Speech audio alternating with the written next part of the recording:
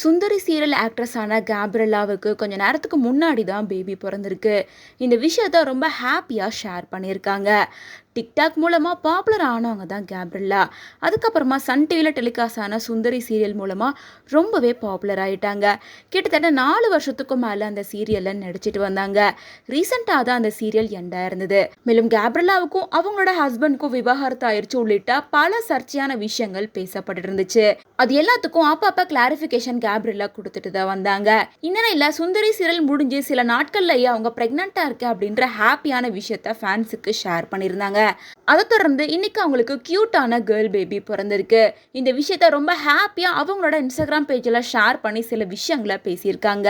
உன்னோட அழுகை தான் என்னோட நிம்மதிக்கும் வலிக்கும் மருந்தா இருக்கு. இந்த உலகம் உனக்கானது மகளே, என்னோட அடி மனதுல இருந்து நான் நன்றி சொல்லிக்கிறேன் அப்படின்னு சொல்லிட்டு அவங்களுக்கு டெலிவரி பண்ண டாக்டருக்கும் கூட இருந்த நர்ஸுக்கும் நன்றி சொல்லியிருக்காங்க. ஏன்னா அவங்கெல்லாம் இல்லைன்னா எனக்கு இப்படி நார்மல் டெலிவரி ஆகிறதுக்கு வாய்ப்பே இல்லை. அது மட்டும் இல்லாமல் என்னோட ஃபேன்ஸுக்கும் நான் நன்றியை சொல்லிக்கிறேன். ஏன்னா இந்த தருணத்துக்காக நீங்கள் எல்லாரும் வெயிட் பண்ணிட்டு இருந்தீங்க அப்படின்றது எனக்கு தெரியும். எல்லாருக்கும் இந்த தருணம் நல்லபடியாக அமையணும்னு என்னோட முதல் பிரார்த்தனையாக இருக்கட்டும்.